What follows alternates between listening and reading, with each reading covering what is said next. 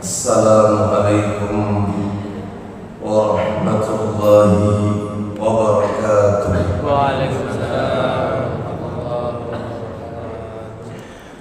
Alhamdulillah alladzi bi ni'matihi tatimmus shalihat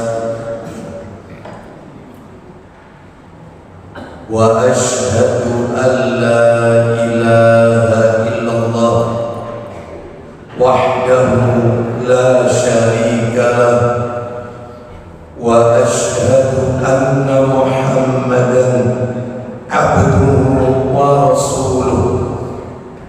Ya ayyuhalladzina amanu taqullaha haqqa tuqatih wa la tamutunna illa wa antum muslimun. Amma ba'du, fa inna asdaqal hadisi kitabullah wa khairal hadi hadi Muhammadin sallallahu alaihi wasallam wa syarral umuri muhdatsatuha wa kullu muhdatsatin bid'ah wa kullu bid'atin dhalalah wa kullu dhalalatin finnar.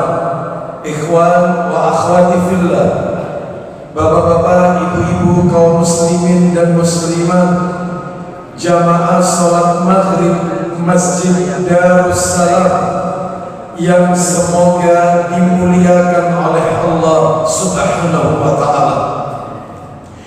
Puji dan syukur tidak henti-hentinya selalu kita panjatkan kepada Allah Tabaraka wa ta'ala atas segala karunia nikmat yang telah Allah berikan kepada kita. Di antara kenikmatan-kenikmatan tersebut yang kita rasakan pada malam hari ini adalah Allah Subhanahu wa ta'ala kembali mempertemukan kita di Masjid Darussalam dalam rangka talabul ilmi, menuntut ilmu, sekalipun pada waktu yang berbeda. Semestinya kajian rutin kita di Selasa pekan keempat dan pekan kelima, namun karena satu dan lain hal di bulan Agustus Selasa pekan keempat kami uzur, sehingga takmir Masjid Darussalam masih memberikan kesempatan kepada kami untuk tetap diadakan kajian sekalipun pada waktu yang berbeda. Dan hari ini kita berada di Ahad pekan ke-5 di bulan Agustus, di hari yang terakhir di bulan Agustus. Mudah-mudahan langkah kaki kita, niat kita untuk melaksanakan ibadah kepada Allah Subhanahu wa ta'ala diterima dan diridhoi oleh Allah Subhanahu wa ta'ala. Bapak Ibu sekalian rahimani wa rahimakumullah, malam hari ini saya tidak akan melanjutkan materi rutin kita yang kita bahas Selasa pekan keempat, yaitu tentang rukun Islam, syarah rukun Islam. Kalau tidak salah terakhir bulan yang lalu kita sudah masuk pada pembahasan rukun Islam yang nomor 2, yaitu menegakkan sholat, dan kita masuk di bab wudu. Sebenarnya malam ini kita lanjutkan, tapi karena hari ini tidak seperti biasanya kita berada di hari Ahad bukan di hari Selasa, maka materinya kami akan sampaikan insidentil tematik. Malam ini kami akan menyampaikan bab atau pembahasan tentang rumah-rumah yang tidak dimasuki malaikat rahmat, rumah-rumah yang tidak dimasuki oleh malaikat rahmat, menukil dari sebuah sebuah kitab yang berjudul Buyut La Tadkhuluhal Malaika, rumah-rumah yang tidak dimasuki malaikat, yang ditulis oleh Abu Hudzaifah Ibrahim hafizahullah taala. Kurang lebih buku terjemahannya seperti yang ada di tangan saya ini, Bapak Ibu sekalian. Rumah yang tidak dimasuki malaikat. Saya menukil dari buku ini, diterbitkan oleh Pustaka Azab. Di dalam buku ini kurang lebih ada 14 rumah, ada 14 model rumah yang tidak dimasuki malaikat-malaikat pembawa rahmatnya Allah Subhanahu wa ta'ala. Namun sebelum kami sebutkan satu persatu rumah seperti apakah yang tidak dimasuki oleh malaikat rahmat, maka sebagai kata pengantar atau muqaddimah, saya ingin sedikit memberikan penekanan. Bapak Ibu sekalian rahimani wa rahimakumullah, salah satu nikmat yang Allah berikan kepada kita yang wajib untuk kita syukuri adalah dengan diberikannya kita rumah tempat tinggal. Memiliki sebuah rumah tempat tinggal itu nikmat dari Allah yang harus kita syukuri. Bayangkan Bapak Ibu, saudara-saudara kita yang ada di luar sana, yang tidurnya di bawah kolong jembatan, tempat tinggal tidurnya di tempat pembuangan sampah. Bayangkan, sedangkan kita berada di sebuah rumah tempat tinggal, meskipun itu sederhana, wajib kita syukuri. Kenapa? Karena dengan kita memiliki rumah, kita terhindar dari tetesan air hujan. Dengan kita memiliki rumah, kita terhindar dari sengatan panasnya matahari. Dengan kita memiliki rumah tempat tinggal, maka kita akan terhindar dari gangguan-gangguan makhluk-makhluknya Allah yang akan memudaratkan, memberikan bahaya kepada kita. Makanya harus kita syukuri, sekalipun itu hanya sekadar kos, kontrak, atau apapun namanya, harus kita syukuri dibanding mereka di luar sana yang mereka tidak memiliki rumah tempat tinggal. Namun Bapak Ibu, nah ini mulai masuk materi. Ternyata rumah yang penuh dengan sakinah, kebahagiaan, rumah yang di dalamnya penuh dengan rahmat, berkah dari Allah, ternyata tidak bergantung pada luasnya, indahnya rumah. Enggak. Bukan berarti rumah yang bahagia, rumah yang penuh dengan berkah rahmatnya Allah, rumah yang besar, makrom, rumah yang perabotannya ekspensif, mahal, lux. Bukan. Banyak kok di luar sana rumah mewah, penghuninya kayak neraka. Mereka nggak kerasan di dalam rumah mereka. Mereka tidak mendapatkan rahmat dari Allah Azza wa Jalla. Tapi ada sebaliknya, sekalipun rumah itu sederhana, ya, tetapi di dalamnya penuh dengan kebahagiaan. Nah, ternyata Bapak Ibu sekalian, bahagianya di dalam rumah itu ternyata ada intervensi malaikatnya Allah. Malaikat pembawa rahmatnya Allah ikut andil, ikut intervensi, ya, dalam kebaikan, keberkahan rumah tersebut. Loh, kenapa Ustaz? Nih, saya tunjukkan satu-satunya makhluk ciptaan Allah. Saya ulang, satu-satunya makhluk ciptaan Allah yang tidak pandai berbuat dosa dan maksiat, ya cuma malaikat. Makhluk yang doanya pasti didengar oleh Allah, mustahil tidak didengar. Karena malaikat makhluk yang paling taat kepada Allah, tidak pandai berbuat dosa, nggak pandai berbuat maksiat. Beda sama iblis, beda sama setan. Makhluk yang nggak pernah taat, isinya maksiat toh, itu iblis. Setan nggak ada taat, iblis. Manusia beda lagi, kadang soleh, kadang taat, kadang maksiat. Itulah manusia. Oleh karena itu, karena ada intervensi malaikat-malaikat pembawa rahmatnya Allah, maka mari kita dengarkan, kita lihat rumah-rumah yang tidak dimasuki malaikat rahmat. Berarti kalau gak dimasuki malaikat rahmat, yang masuk kebalikannya syaitan. Setan yang masuk, malaikat gak mau masuk. Baik, padahal keberkahan rumah itu ada kaitannya dengan doa-doa malaikat pembawa rahmatnya Allah Azza wa Jalla. Baik, hari ini saya akan menyampaikan model-model rumah yang tidak dimasuki malaikat rahmat. Seperti apakah itu? Satu, yang pertama, sudah masuk materi. Mohon maaf.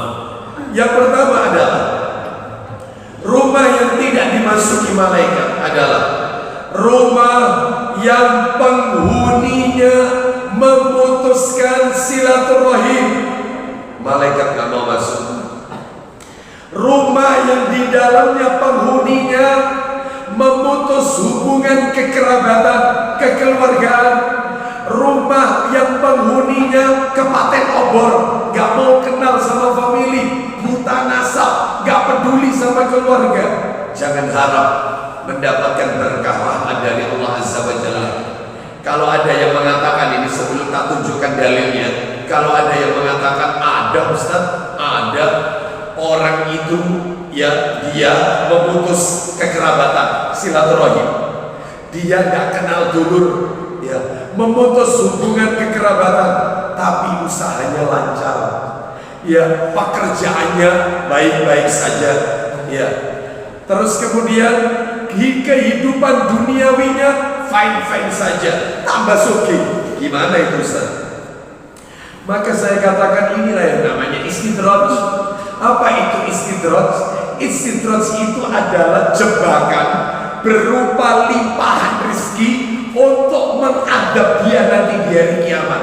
Jebakan berupa limpahan rezeki untuk mengadab dia nanti di hari kiamat. Jadi kalau boleh tak kasih contoh, orang yang kena istidraj ini, orang yang mendapatkan istidraj ini seperti orang punya tambak bandeng. Tambak bandeng.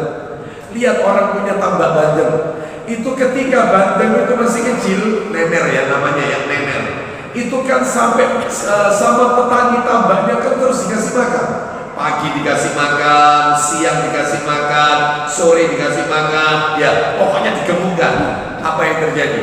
Ketika bandeng itu dalam ukuran tertentu, udah gede nih, bandengnya udah besar, ujung-ujungnya bandeng ini larinya kemana Bapak Ibu sekalian? Ujung-ujungnya adalah ke tempat pelelangan ikan, dilelang. Ujung-ujung terakhirnya di mana bandeng ini? Ujung nasibnya bandeng terakhir di tempat penggorengan, srek. Seperti itulah orang kena istidraj. Gak tahu sholat, tambah sugih. Sama orang tua, sama mertua, ribut terus. Ambil ponaan di sana, gak mau kenal, ya, gak pernah baca Quran, gak pernah ke masjid, tapi hidupnya fine-fine saja. Sama Allah keran rezekinya dibuka, sama Allah dilulu terus, tapi tak ada benar, tak ada. Kayak nasibnya bandeng tadi, dikasih makan terus, tak goreng itu terakhir. Kurang lebih kayak itulah. Kita kan gak pengen yang kayak begini. Kita pengen ini, hidup ini meskipun sederhana tapi berkah, mendapatkan rahmat Allah. Kembali ke materi kita. Makanya orang yang putus silaturahim, maka rumahnya orang itu malaikat gak mau masuk ke rumah seperti ini. Mana dalilnya? Dalil saya bacakan. Dalilnya riwayat At-Tabrani. Di dalam kitab ini ada riwayat At-Tabrani. Bersumber dari sahabat Abdullah bin Abi Aufa radhiyallahu anhu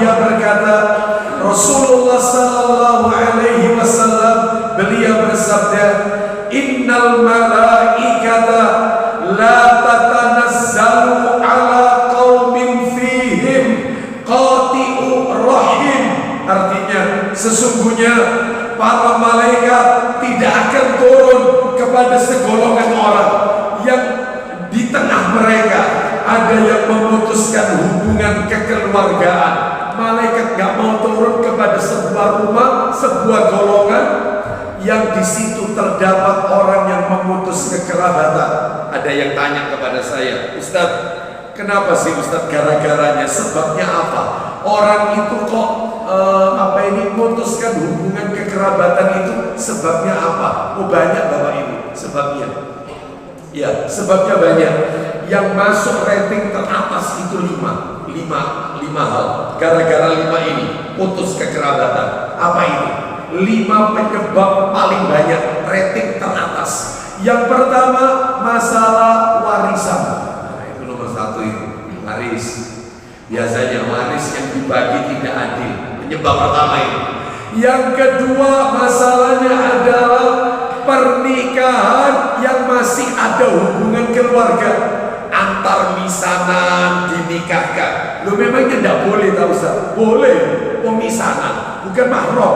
Yang tidak boleh itu kan ponakan, menikahi keponakan kan nggak boleh dinikahi. Yang boleh itu nikahi misanan, sepupu, itu boleh karena bukan mahram. Nah, terus kaitannya apa? Ini kalau 2 orang ini misanan kawin, nikah, terus terjadi perceraian, entek kabeh. Buyar. Semestinya tidak boleh buyar, mestinya loh ya, mestinya. Silakan sing buyar cuma 2 orang ini aja, suami istri. Jangan melibatkan keluarga besar. Tapi umumnya di masyarakat gak bisa, gara-gara anakmu, gak iso anakmu pecah.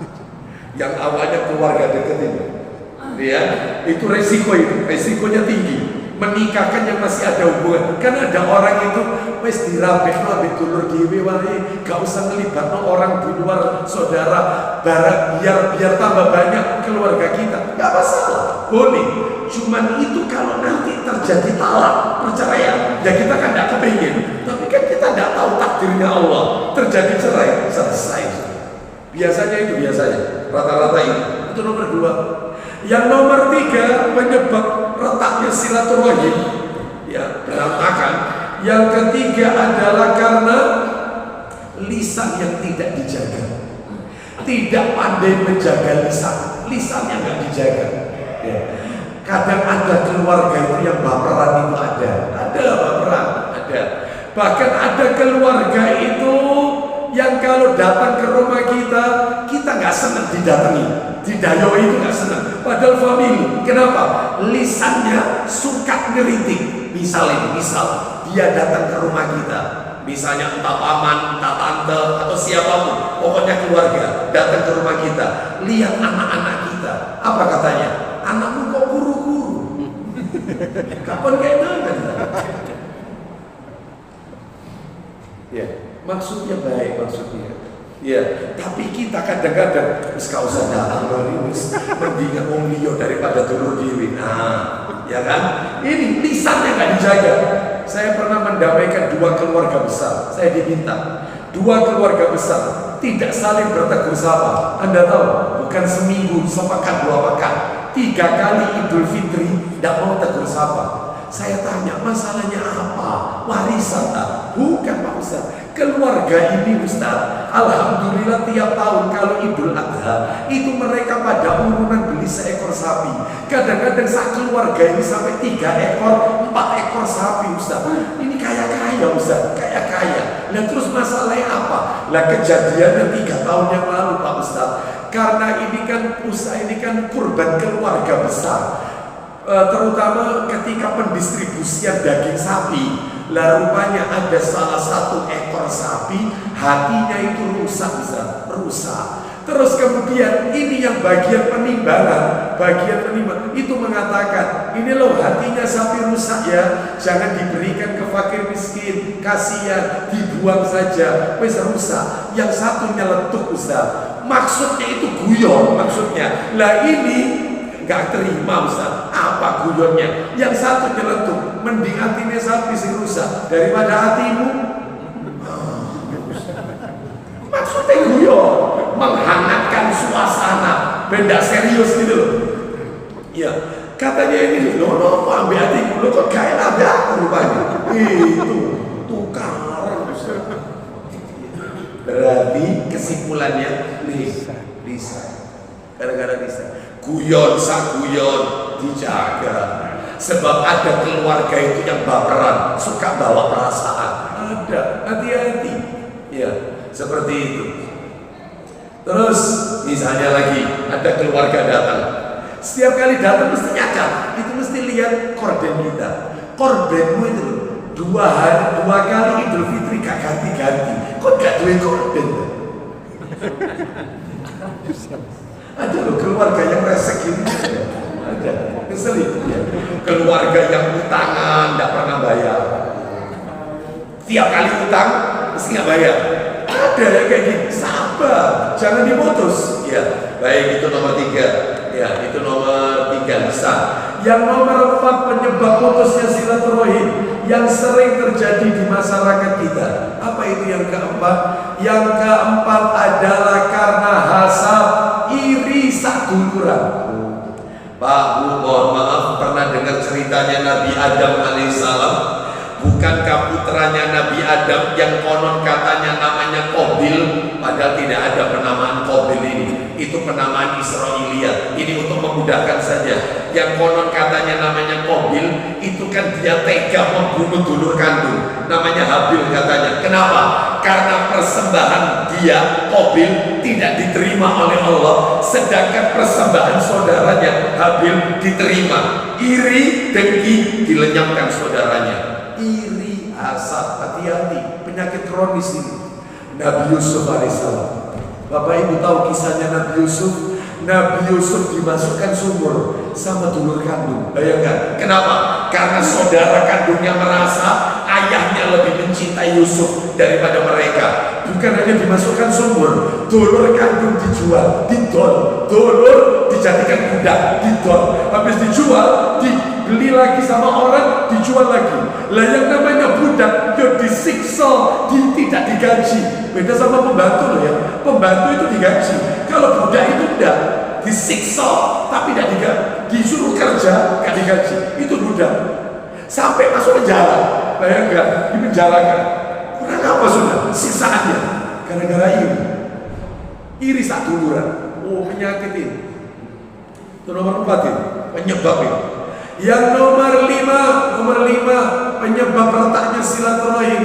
Apa itu yang kelima? Yang kelima adalah karena buta nasab, tidak mempelajari nasab alias kepaten obor. Nah itulah Bapak Ibu sekalian, makanya tolong jangan sampai kita memutus silaturahim karena dampaknya malaikat rahmat gak mau turun ke dalam rumah kita. Naudzubillah. Nomor dua.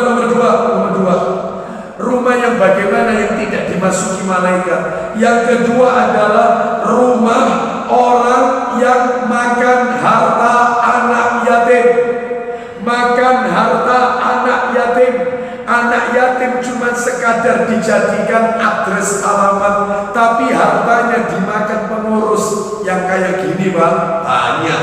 Saya bacakan dulu dalilnya dulu. Dalilnya riwayat Ibnu Majah nomornya 3679. Ibnu Majah, saya bacakan ya. Ibnu Majah 3679. Bersumber dari Abu Hurairah radhiyallahu anhu, dia berkata, Rasulullah sallallahu alaihi wasallam, beliau bersabda, khairu baitin fil muslimina baitun fihi yatimun yuhsanu ilaihi wa syarru baitin fil muslimina baitun fihi yatimun yusa'u ilaihi. Artinya sebaik-baik rumah yang paling baik, sebaik-baik rumah di kalangan kaum muslimin adalah rumah yang terdapat anak yatim yang diperlakukan dengan baik. Sebaliknya, dan sejelek-jelek rumah di kalangan kaum muslimin, itu rumah paling jelek, malaikat tidak mau masuk. Siapa itu? Rumah yang terdapat anak yatim dan dan dia tidak diperlakukan dengan buruk, dan dia anak yatim itu diperlakukan dengan buruk. Nah ini banyak ya. Makanya saya sering menyaksikannya kayak gini Bapak Ibu. Kenapa? Terutama kalau Ramadan. Saya kalau sudah Ramadan ada beberapa instansi, ada perusahaan undang acara bukber, buka bersama.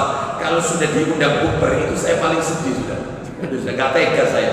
Karena biasanya perusahaan itu undang anak yatim untuk diberikan secara simbolis. Lah rata-rata mereka undang anak yatim ketika bukber itu rata-rata, maaf yang saya lihat satu, ketika berbuka puasa, ya Allah, direksi, manajer, ya pimpinan, pokoknya ownernya perusahaan, termasuk ustadznya, ya termasuk ustadz yang diundang, itu makannya prasmanan, enak-enak kok di sini. Begitu anak yatim saya lihat ya Pak Ustadz, lihat ya, boleh lihat.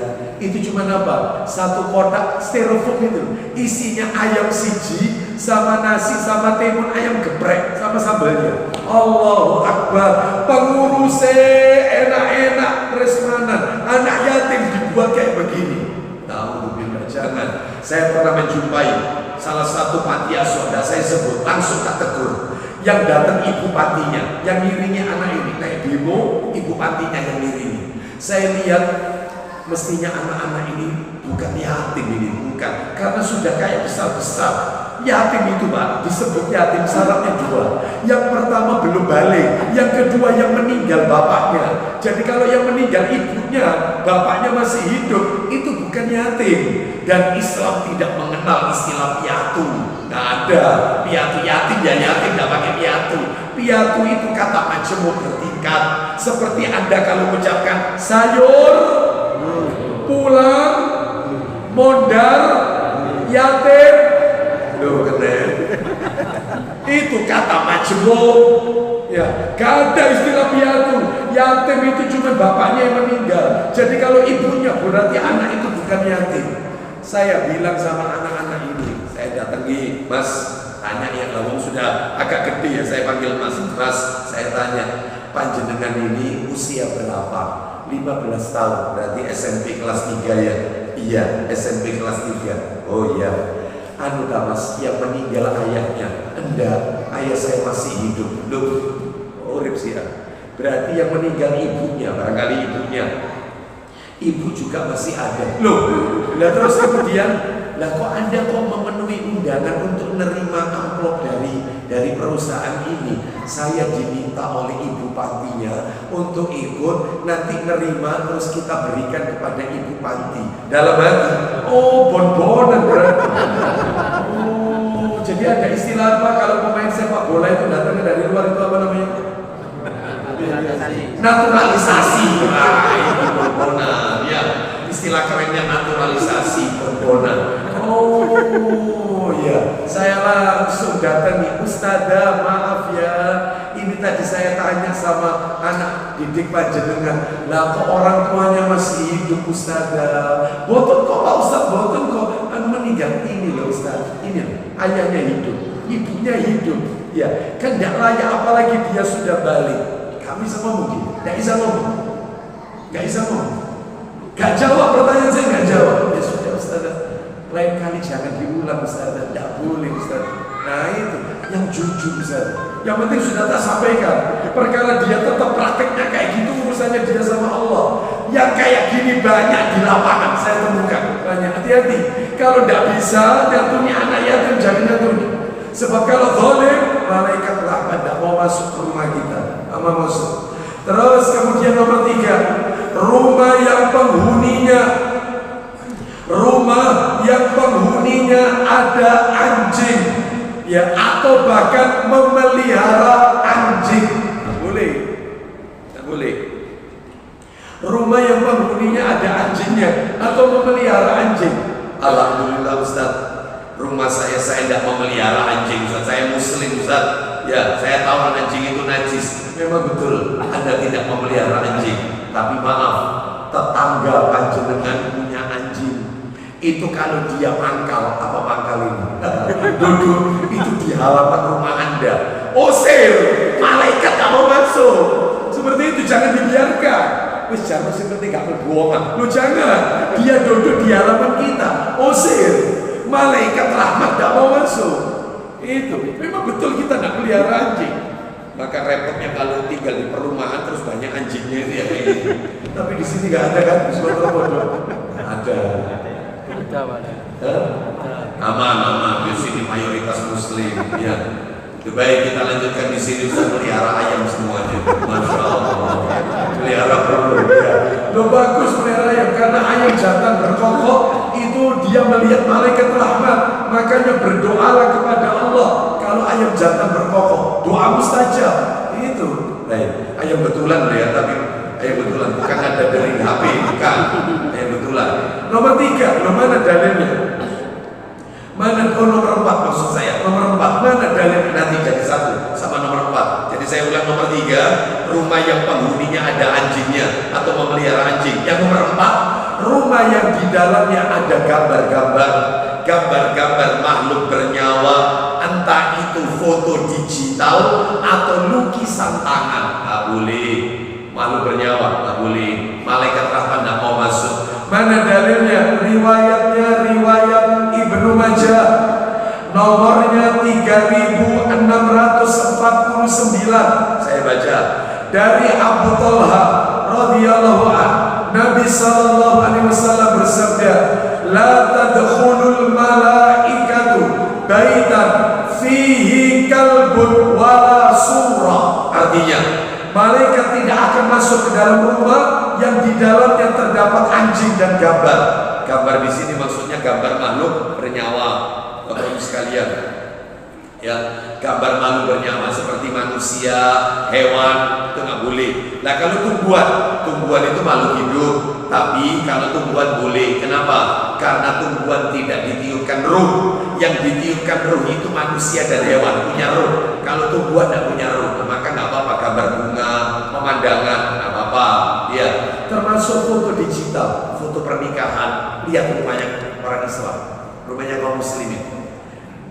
Ruang tamu, foto keluarga. Ruang tengah, foto perkawinan. Kenapa kok dipajang? Supaya tamunya kalau datang, kalau masuk tahu kalau dia pernah nikah. Makanya dipajang. Gak perlu dipajang, masukkan album. Ya, gak perlu. Kenapa malaikat rahmat gak mau masuk? Ya. Terus apalagi ini? Intinya gambar kata Nabi dalam kitab silsilah hadis sahih nomornya 1921 dari Ibnu Abbas radhiyallahu anhu, dia berkata, Nabi sallallahu alaihi wasallam bersabda, "As-suratul ra'su fa idza quti'ar ra'su fala surah." Gambar itu intinya kepala. Jika kepala sudah dipotong, maka bukan gambar lagi. Makanya Bapak Ibu, foto-foto yang biasanya ditempelkan di masjid, tata cara wudhu, tata cara sholat, kan itu ada gambar orang. Itu mukanya kan di-blur, nggak kelihatan wajahnya. Itu bener itu bener. Karena intinya gambar itu kepala. Jadi meskipun nggak pakai badan, kepala dong, nggak boleh. Makanya kayak karikatur, nggak boleh. Apalagi isinya karikatur itu biasanya kritikan, mengejek isinya, hidupnya digedein atau telinganya digedein, wajahnya dikecilkan, nggak boleh menghina. Intinya kepala. Makanya orang punya usaha beauty itu biasanya punya maniken. Ya maniken apa maniken? Manikin. Itu biasanya kan ada patung yang dipajang, dijilbabi. Itu kalau kepala tok yang dijilbabi, ada mata, ya ada bibirnya, ada hidungnya, dijilbabi, nggak pakai badannya, maka malaikat nggak mau masuk. Tapi kalau misalnya nggak pakai kepala, badan tok, maka nggak apa-apa yang kayak gini. Karena intinya gambar itu kepala. Ustaz ada kepalanya tapi cuma bulat tok Ustaz. Nggak ada mata, nggak ada hidung, nggak ada telinga. Maka dalam hal ini boleh, nggak apa-apa, ya. Pokoknya nggak boleh menyerupai makhluk bernyawa, tidak diperbolehkan. Termasuk boneka anak-anak kita. Ustaz, anak saya punya boneka Angry Bird. Boleh nggak Ustaz? Boleh lah, karena tidak ada orang kayak Angry Bird. Segitiga. Ustaz, anak saya punya boneka Doraemon. Ada orang kayak Doraemon? Lah terus boneka yang apa yang nggak boleh? Barbie. Barbie nggak boleh karena jelas ada mata, ada telinga, ada hidung, ada tangan jari. Jelas ada rambutnya Barbie. Iya, saya punya jamaah. Dia lapor kepada saya. Saya itu Ustaz, kursi saya itu ukir-ukiran Jepara Ustaz. Pegangannya kursi, tataan tangan itu kepalanya burung Raja Wali Ustaz. Raja Wali. Bagus Ustaz. Berarti tidak boleh. Kepala kan? Iya. Akhirnya apa yang dilakukan? Digeraji semua. Jadi kepalanya buntung semua kursi. Karena kepalanya. Jadi burung tapi tidak ada kepalanya. Boleh yang kayak gini, gak apa-apa. Ya Allah larang loh Ustaz. Oh, iya. Iya. Kenapa saya dulu enggak taklim dulu baru sekarang akhirnya gini nasibnya ya. Terus kecuali lagi kalau gambar itu untuk dihina, nggak apa-apa. Saya punya karpet Ustaz, keset-keset gambar kupu-kupu. Saya punya karpet Ustaz tebel gambarnya macan, harimau. Bagus Ustaz, boleh Ustaz. Misalnya tak hamparkan, boleh. Kenapa? Karena karpet bukan untuk dimuliakan. Karpet itu diduduki, diincak-incak termasuk keset. Apa-apa. Yang tidak boleh itu dimuliakan. Maksudnya dimuliakan, diginikan itu. Diapakan itu? Dipajang. Dipajang. Itu namanya dimuliakan. Itu yang tidak boleh. Ya, tapi kalau dilakukan di bawah, diincak-incak nggak apa-apa. Berarti spray kasur saya gambar apa ini binatang apa macam-macam lah spraynya. Berarti boleh Ustaz, nggak apa-apa. Ditiduri kan bukan dipajang spray. Spray dipajang. Yang nggak boleh itu adalah lagi yang nggak boleh Ustaz. Rumah saya itu tak pasang wallpaper Ustaz. Nah wallpapernya Ustaz gambar semut cili-cili kalau wallpaper dimuliakan itu jelas ya, kecuali kalau diinjak-injak boleh ya. Baik, kita lanjutkan. Jadi tolong dibedakan mana yang dimuliakan, mana yang dihinakan, seperti itu ya. Baik, kita lanjutkan sekarang. Loh Ustaz, guru-guru TK itu Ustaz, TK untuk mengenalkan kepada murid-muridnya itu banyak gambar di tembok-tembok itu sekolah TK ya, gambar gajah, gambar harimau. Apa ini anak-anak? Gajah. Boleh Ustaz. Kalau tujuannya itu adalah untuk tarbiyah, pendidikan, apa? Pendidikan.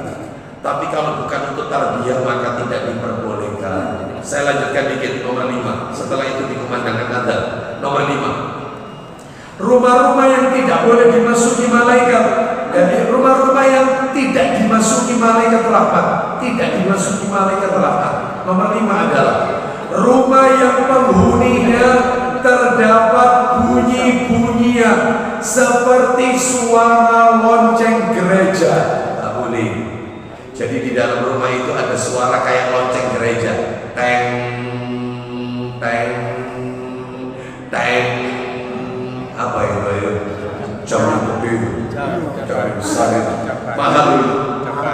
Ya, mahal apa itu? Mahal itu. Matikan aja suaranya. Cukup kita ketahui angkanya saja, jam-jam waktunya. Jangan dibunyikan. Seperti itu. Jangan sampai di rumah kita ada bunyi-bunyian seperti lonceng gereja. Dalil riwayat Imam Ahmad dalam kitab Musnad Imam Ahmad nomornya 8172 dari Abu Hurairah radhiyallahu anhu, dia berkata, Rasulullah sallallahu alaihi wasallam bersabda, la tashabul malaikatu rifqatan fiha kalbun wala jaras. Jaros itu lonceng. Ya, bahasa Arabnya lonceng itu jaros.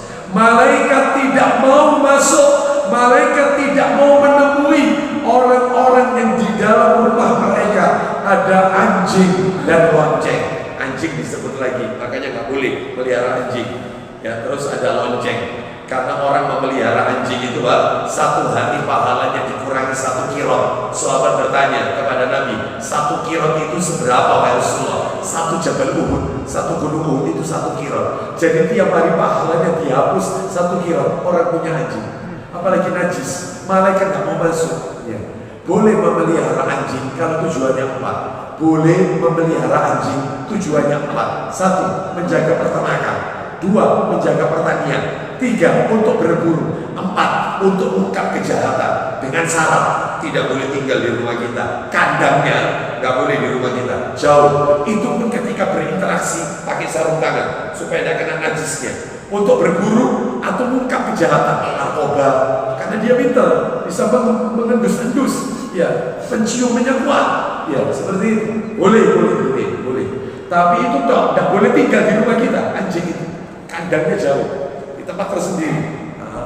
Itu ya. Baik, wallahu a'lam bishawab.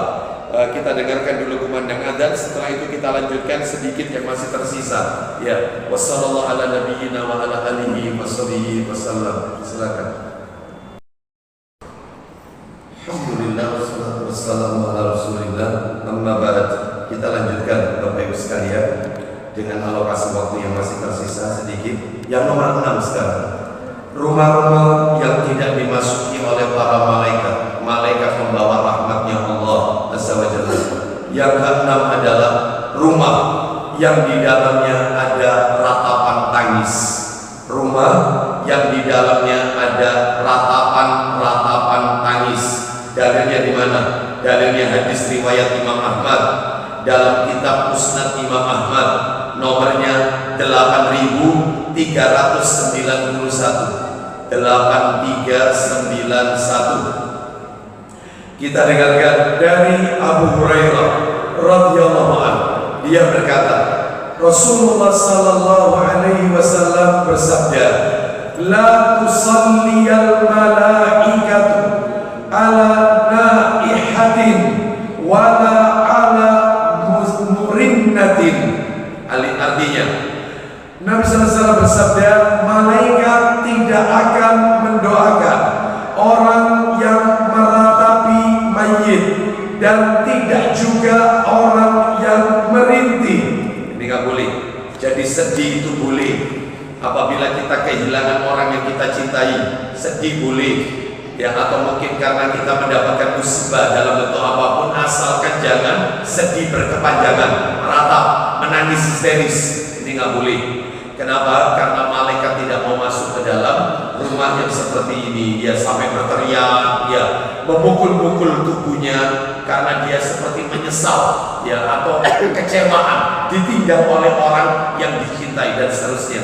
Ini bentuk komplain dengan takdirnya Allah, tidak riya dengan takdirnya Allah Azza wa Jalla. Nggak boleh. Nomor 7, rumah nomor 7 ini, rumah yang digunakan untuk minum khamar, peminum khamar, rumah yang di dalamnya ada khamar, ya, maka nggak boleh yang seperti ini, tinggalkan. Makanya panjenengan kalau masuk ke dalam sebuah hotel, terutama hotel bintang 5 ya, itu biasanya di almari esnya itu ada minuman beralkohol, khamar. Maka minta saja kepada housekeepingnya atau petugasnya untuk mengeluarkan minuman itu, karena kita nggak akan dirahmati oleh Allah. Allah tidak akan mencurahkan rahmatnya di suatu tempat yang di situ ada khamar. Baik, makanya ini hati-hati. Rumah yang digunakan atau di dalamnya ada khamar. Terus kemudian kita lanjutkan yang ke-8. Jadi 1 nanti dalilnya. Orang yang di dalam rumah itu dalam keadaan junub. Jadi di dalam rumah itu penghuninya dalam keadaan junub. Habis simak misalnya atau mimpi basah, tidak segera mandi, maka malaikat nggak mau masuk. Malaikat rahmat. Ya. Rumah yang di dalamnya penghuninya itu dalam keadaan junub. Mana ini dalilnya? Dalilnya kami bacakan aja di dalam riwayat Al-Bazzar dalam kitab Sahih Jami'us Shahih nomor 3060. Kita lanjutkan dikit. Terus kemudian yang nomor berapa ini? 9 kan? Nomor 9. Saya tutup sampai 10 aja. Nomor 9, rumah yang di dalamnya terdapat bau-bau yang busuk, bau-bau yang tidak sedap. Ya, seperti maaf ini, seperti misalnya bau bekas air kencing pesing. Ya, jangan sampai toiletnya pesing. Ya, atau kamarnya mungkin kita punya anak kecil, lupa ya, atau mungkin ada bagian yang belum kita pel, ya belum terkena, ya belum kita bersihkan sehingga menimbulkan bau tidak sedap. Malaikat nggak mau masuk. Dalilnya di mana? Riwayat At-Tabrani dalam Sahih Targhib wa Tarhib nomor 153. Nabi bersabda, "La yunqa baulun fi tastin fil baiti fa innal malaikata la tadkhulu baitan fihi baulun muntaqa." Artinya, jangan ada air kencing yang menggenang di dalam rumah. Maksudnya belum dibersihkan. Karena sesungguhnya malaikat tidak mau masuk rumah yang di dalamnya ada air kencing. Termasuk, mohon maaf, rumah-rumah yang di dalamnya bau masakan-masakan yang nggak sedap. Ya, bau bawang putih, bawang merah, termasuk bawang bakung. Apa bawang bakung itu? Bawang pre. Bawang bakung itu bawang pre. Maka hindari. Ya, silakan aja. Berarti kita nggak boleh masak yang boleh. Mana ada masakan nggak pakai bawang putih? Semua masakan pakai bawang putih. Buat rujak aja pakai bawang putih. Apalagi masakan Arab, ya, gulai, krengsengan, mantap ini ya. Pakai bawang putih. Pakai bawang putih semuanya, nggak ada. Sop-sopan, insya Allah pakai bawang putih. Orang buat sop, ya. Hampir semua masakan pakai bawang putih. Lah terus gimana Ustaz? Maka nggak apa-apa. Tapi setelah itu tolong hilangkan bau. Dengan apa? Mungkin kita kasih bakar seperti di bakar dupa, ya bawang, atau disemprot pewangi seperti itu. Nah, hilangkan. Jangankan gitu. Nabi melarang mendekati masjid orang yang habis makan bawang putih, bawang merah, bawang bombay, atau bawang batu, bawang pring. Nabi melarang. Kenapa? Karena bukan hanya manusia yang tersiksa karena bau mulutnya, malaikat-malaikat yang ada di masjid itu juga tersiksa. Makanya ini apalagi bau rokok. Hindari peti, jengkol, duren, menimbulkan bau tidak sedap. Rebung, ya, itu menimbulkan bau tidak sedap. Maka kasih pewangi aja. Ya, wallahu a'lam bishawab. Demikian mungkin yang bisa kami sampaikan. Saya tutup sampai 9 poin. Sebenarnya masih ada 5 poin yang belum kami sampaikan. Ya, mudah-mudahan insya Allah di lain kesempatan, insya Allah bulan depan, jika Allah takdirkan kita bertemu, maka saya akan lanjutkan materi rutin kita, yaitu tentang wudhu. Ya, kita akan lanjutkan. Jadi materi ini saya anggap tuntas. Ya, nanti insya Allah materi ini saya share ke takmir masjid Darussalam yang lengkap dengan dalil-dalilnya. Kita tutup, semoga Allah meridhai amal ibadah kita, semoga Allah memberikan rahmatnya kepada kita semuanya. Wassallallahu ala nabiyyina wa ala alihi washabihi wasallam. Subhanakallahumma wa bihamdika asyhadu an la ilaha illa anta astaghfiruka wa atubu ilaik. Wa akhiru da'wana alhamdulillahi rabbil alamin. Assalamualaikum